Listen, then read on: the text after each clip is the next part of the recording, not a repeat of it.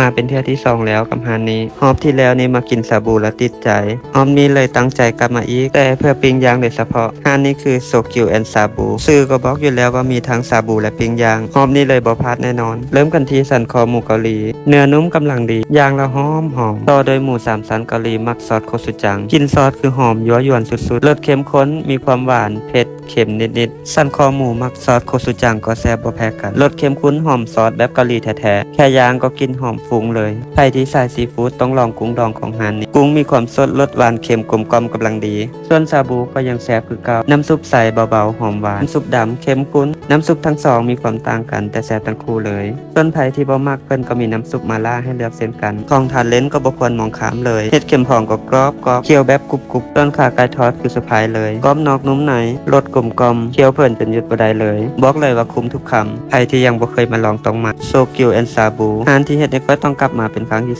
2และก็คงจะบ่เป็นครั้งสุดท้ายแน่นอน